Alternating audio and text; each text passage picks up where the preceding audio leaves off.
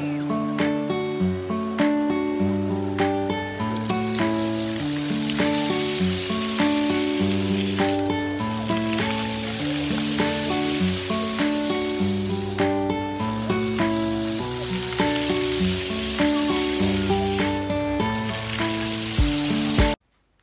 guys! Welcome to my vlog. So ayan, for today's video is bibigyan natin ng tips yung mga kababayan natin na parating dito sa January. So meron tayong mga kababayan na parating dito sa January, which is nagtanong sila sa akin kung ano daw ba yung dapat nilang gawin pagdating nila dito sa Poland. Kasi nga po guys, hindi sila susunduin ng agency nila, kaya ang problema sila is baka daw mahirapan sila sa biyahe papuntang accommodation nila. So meron kasi nga dun guys, magbibiyahe ng 5 hours, 3 hours papunta dun sa accommodation, sobrang layo. So, kung kayo guys is papunta rito, huwag kayong magdadala ng masyadong gamit kasi nga mahirap yun kapag gano'n ang biyahe. So, ito guys, yung tips na ibibigay ko sa inyo. Pagdating nyo dito sa Poland at nasa Warsaw Airport na kayo, pagkakuha nyo ng luggage, huwag kayong lalabas agad. Kasi po, yung palitan ng pera or kung ano man yung currency dala nyo, magpapalit po muna kayo ng zloty, kahit mga 500 or 1,000 zloty para may magamit kayo sa pambayad nyo sa transportation, tsaka pambili ng SIM card dun mismo sa airport. Kasi nasa inside, inside ng luggage area, yung palitan ng pera, nandun siya sa loob bago kayo lumabas. Kumbaga, yung nasa side siya ng custom. So, wag mo na kayong lalabas kapag nasa kayo, kinakuha nyo na yung mga luggage nyo, yung mga check-in luggage nyo. So, pagkakuha nyo ng check-in luggage nyo, nakapagpapalit na kayo ng pera nyo, kung euro man yan or US dollar to zloty, tsaka kayo lumabas. Paglabas nyo doon, dadaan kayo ng custom. Pagkatapos nyo ng custom, meron kayong makikitang mga store doon. Pagka labas nyo at nakakita kayo ng mga store, bumili na kayo ng SIM card para may magamit kayo sa internet. Kasi guys, hindi uso dito ang mga free wifi. Kaya kailangan bumili talaga kayo ng SIM card. So mura lang naman yun, nasa 50 zloty. Hindi ko matandaan. Basta mura lang siya. Ang papakita nyo lang doon kapag bumili kayo ng SIM card is passport lang naman, kasi nga i-register yun sa pangalan nyo yung SIM card. So, yung pag nakabili na kayo ng SIM card at hindi nyo alam kung paano i-insert sa cellphone nyo, ipa-insert nyo na rin, kasi ganun yung ginawa ko nung dumating ako dito. Sila na mismo yung nag-insert sa cellphone ko. Tapos, pagka-insert nun, so okay na, i-try nyo kung nag-work na yung internet bago kayo umalis ng store. So, pag okay na yung internet nyo, tsaka kayo lumabas ng airport. Paglabas nyo ng airport, may mga taxi doon. Yung mga taxi nandoon is medyo pricey. Pero mas okay yun kasi umorder kayo ng Uber o Bolt, kasi baka wala pa kayong mga apps. At saka usually kasi ginagamit doon madalang ang cash. Parang mas madalas option is through Apple Pay, gano'n, or something gano'n. Basta may mga taxi doon sa sa mismong outside ng airport. Pagkasakay nyo ng taxi, kung nahihirapan kayo sa language or hindi masyadong marunong mag-English yung taxi driver, much better guys is magano kayo ng Google Translate, para in case man may language barrier is magkaintindihan kayo. Ganun ang gawin nyo. At sabihin nyo dun mismo sa taxi driver is hihatid kayo sa Warsaw Central. So, ito guys, pagdating nyo ng Warsaw Central, hindi kayo mismong sa train station ibababa ng taxi driver ha. Kaya medyo mahihirapan kayo kapag marami kayong dala. Kaya I suggest huwag kayong magdadala ng masyadong maraming gamit. Much better kung isang luggage, isang check-in, isang backpack. Kasi ang hirap kapag maraming gamit. Kasi nga po, usually kasi sa mga train station dito, may hagdan, mataas yung hagdan. So, mahihirapan kayo. Kaya ganun ang gawin nyo guys.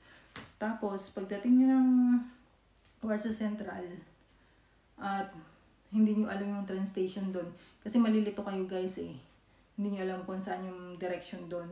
So, kapag may nakita kayong mga police or mga security guard doon kayo mismo magtanong. Tapos, i-Google Translate nyo kasi hindi sila masyado nag-i-English. Kaya importante na makapag-download kayo ng Google Translate sa sa cellphone nyo bago kayo pumunta dito para in case of emergency may magamit kayo at hindi kayo maintindihan ng mga tao dito.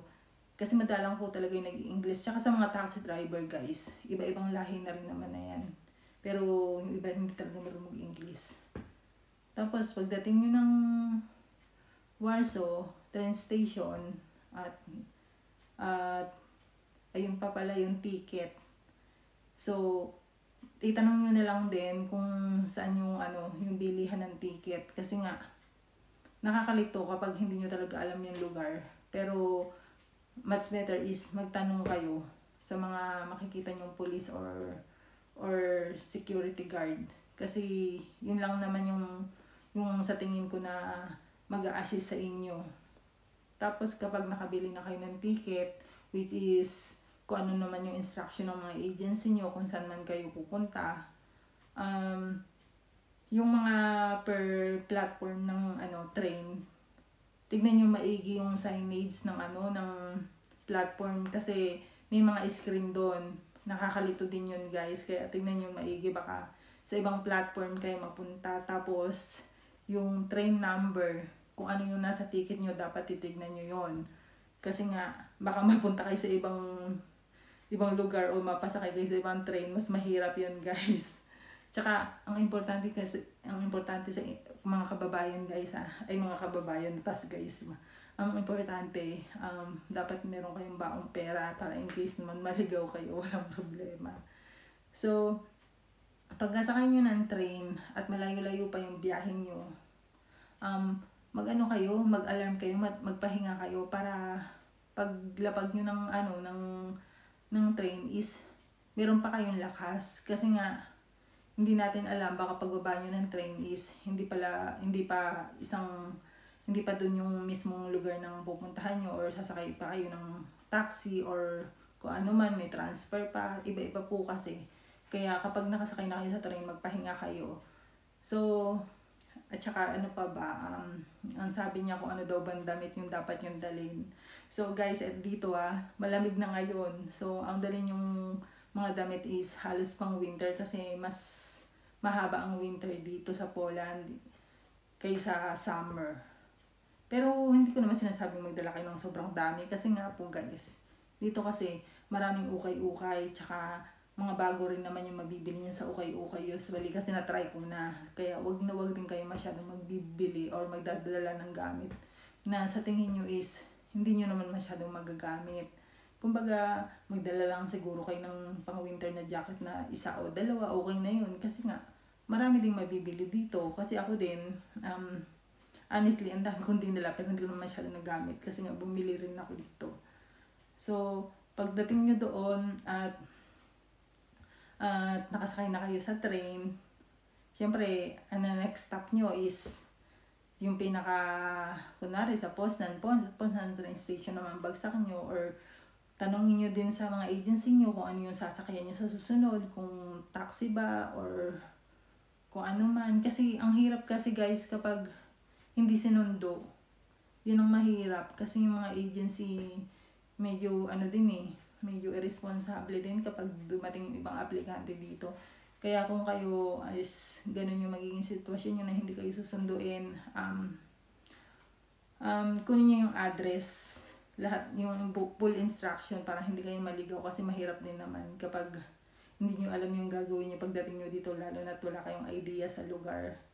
So, sa tingin ko naman, hindi naman kayo maliligaw dito basta may pera. Yun lang ang importante. Huwag kayong papawala ng pera. Kasi kung in case man na mapunta kayo sa ibang lugar, meron kayong bala. Tapos, ano pa ba? Ayun nga, kung kailangan daw ba na magdala ng malaking pera. Depende yan sa inyo guys. Kasi nga, dito kasi sa Poland, hindi naman kasi ito yung tipong merong magpapahiram sa'yo agad-agad. Hindi. Kasi nga dito, kaming ghost din yung tao, kaya takot din sila magpautang sa mga kababayan din natin. So, much better is magbaon talaga kayo ng allowance nyo kahit papaano yung enough sa inyo. So, ayan guys. Thank you for watching. Sana nakatulong. Bye!